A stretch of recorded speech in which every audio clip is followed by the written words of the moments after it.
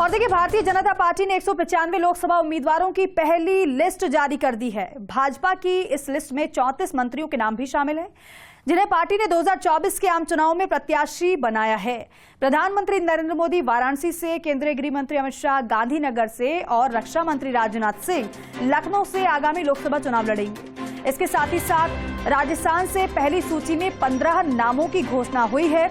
इनमें बीकानेर से अर्जुन राम मेघवाल हैं, चित्तौड़गढ़ से सीपी जोशी हैं, कोटा बूंदी से ओम बिरला हैं, पाली से पीपी चौधरी हैं, जोधपुर से गजेंद्र सिंह शेखावत हैं, चूरू से देवेंद्र झाझड़िया हैं, सीकर से स्वामी सुमेधानंद सरस्वती हैं, अलवर से भूपेंद्र यादव हैं, भरतपुर से रामस्वरूप कोहली हैं, नागौर से डॉक्टर ज्योति मिर्धा हैं, बाड़मेर से कैलाश चौधरी एक बार फिर से, जालोर सिरोही से लुम्बाराम चौधरी, उदयपुर से मन्नालाल रावत, बांसवाड़ा से महेंद्रजीत सिंह मालवीय, बारा झालावाड़ से दुष्यंत सिंह को टिकट दिया गया है। अभी तक राजस्थान के 15 प्रत्याशियों के नामों का ऐलान हो गया है, लेकिन अभी 10 बाकी हैं।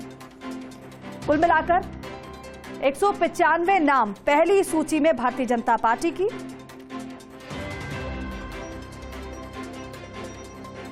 ज्यादा प्रयोग पार्टी की तरफ से नहीं किया गया है। अमूमन वही पुराने चेहरे पहली सूची में नजर आ रहे हैं, जिन्हें हमने पिछली बार या फिर यूं कहें कि इससे पहले भी कई बार देखा है। खास बात यह है कि 195 नामों में 28 महिला उम्मीदवार हैं।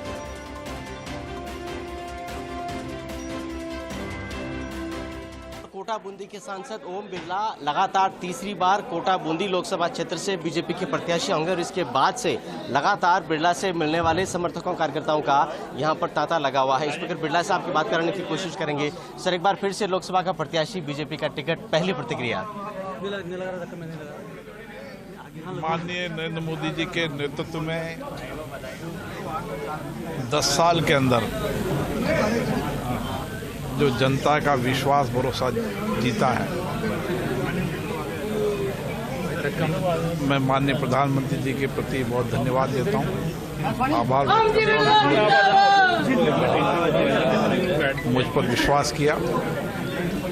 हमारी कोशिश होगी कि प्रधानमंत्री जी की नीतियां, कार्यक्रम जो 10 साल तक उन्होंने जो देश में परिवर्तन करने के लिए काम किया, उन नीतियों कार्यक्रमों को लेकर हम जनता के बीच में जाएं और विशेष रूप से देश की जनता उनको तीसरी बार प्रधानमंत्री बनाना चाहती है। पहले से ज़्यादा सीटों पर जीत कर प्रधानमंत्री बनाना चाहती है।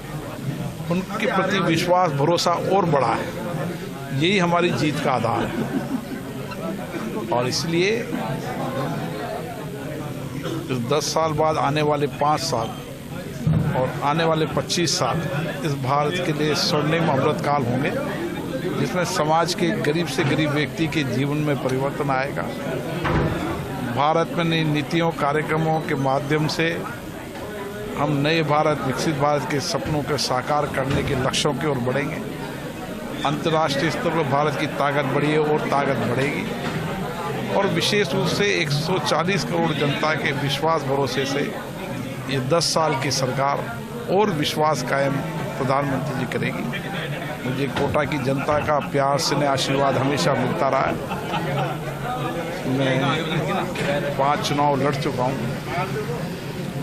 और मैं कोशिश होगी कि मैं और विश्वास भरोसे को कायम रखूं। बिरला एक ऐसे नेता माने जाते हैं जो अपराजय रहे। आप 3 बार विधायक बने, अब तीसरी बार आपको सांसद का टिकट फिर से मिला है। इस बार के मुकाबले को किस तरह से देखते हैं आप?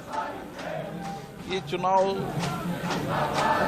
भारत के लोकतंत्र का एक नया ऐतिहासिक चुनाव है, जिसमें देश की जनता एक नेता के प्रति इतना विश्वास भरोसे के आधार पर मतदान करेगी और मुझे आशा है ये चुनाव माननीय नरेंद्र मोदी जी के नेतृत्व में भारतीय जनता पार्टी लड़ रही है।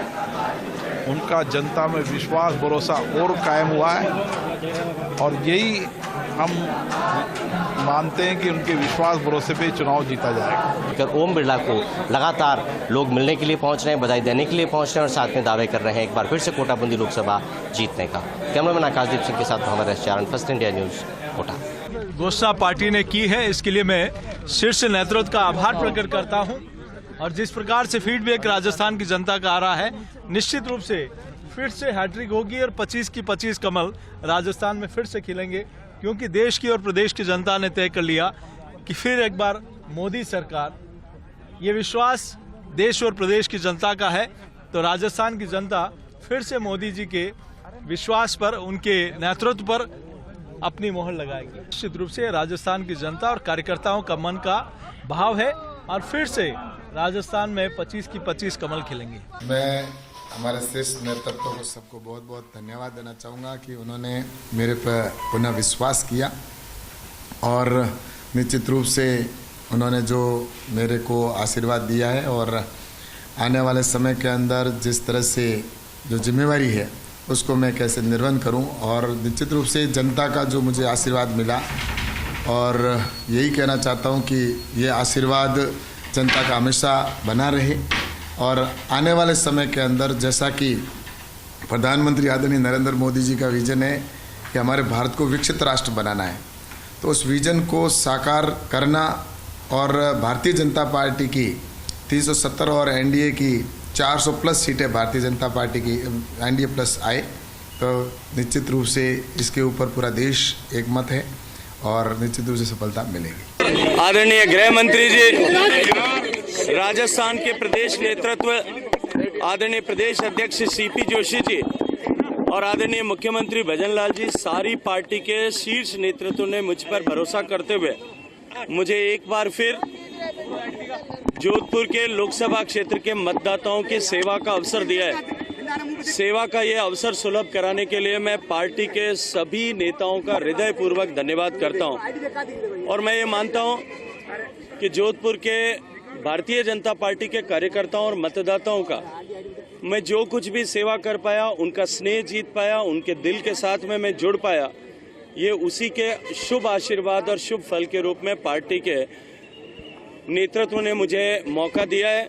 मैं पार्टी के सभी कार्यकर्ताओं को ये टिकट अपना जो है आने वाले चुनाव के लिए और हमेशा के लिए समर्पित करता हूँ। ये उनको टिकट मिला है सब। अभी जैसे हमने रिंगस से खाटू ट्रेन की बात थी, सालासर तक की ट्रेन की बात है, उसका इम्प्लीमेंट कराऊंगा।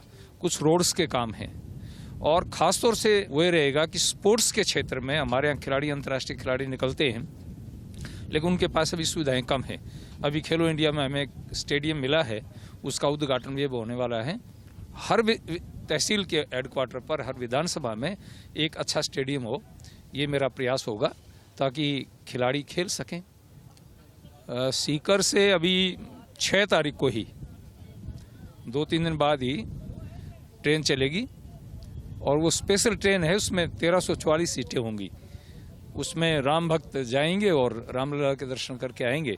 मैंने रेल मंत्री जी से निवेदन किया था, पार्टी से निवेदन किया था कि मुझे एक ट्रेन चाहिए जिससे मैं अपने क्षेत्र के लोगों को दर्शन करा सकूं। तो 6:30 बजे 6 तारीख को सुबह ट्रेन चलेगी, उसमें हमारे क्षेत्र के सभी कार्यकर्ता जाएंगे। भाजपा की ओर से जारी लोकसभा चुनाव के प्रत्याशियों की पहली सूची में भाजपा उम्मीदवार सांसद दुष्यंत सिंह के नाम का ऐलान के बाद भाजपा कार्यकर्ताओं में खुशी का माहौल है। भाजपा कार्यकर्ताओं ने सांसद के कार्यालय के बाहर जश्न मनाया। बड़ी संख्या में भाजपा कार्यकर्ताओं ने सांसद कार्यालय पहुंचकर आतिशबाजी कर एक दूसरे को बधाई दी है। आपको बता दें कि झालावाड़ 12 सीट से भाजपा ने पूर्व सीएम वसुंधरा राजे के बेटे सांसद दुष्यंत सिंह को चुनावी मैदान में एक बार फिर से उतारा है। हम सभी कार्यकर्ताओं में बहुत जोश। आदरणीय दुष्यंत सिंह जी का जो झालावाड़ से टिकट फाइनल हुआ है, इसको लेके सभी उत्साह से लबरेज हैं और आने वाले चुनाव में आप परिणाम में देखेंगे कि किस तरीके से जो 5 लाख वोटों से, वो ज्यादा से वोटों से यहाँ से जीतेंगे। पिछली बार का अपना खुद का रिकॉर्ड वो यहाँ से तोड़ेंगे, वो शायद राजस्थान में नंबर 1 की जीत को वो हासिल करेंगे। जोरदार रहेगा, जैसे हमेशा रहता है उससे भी ज्यादा रहेगा और इस बार 5 लाख से ज्यादा वोटों से जीत कर जाएंगे दुष्यंत जी। जनता में बहुत उत्साह है और जो नारा दिया बीजेपी ने 400 पार, वो निश्चित रूप से पूरा होगा।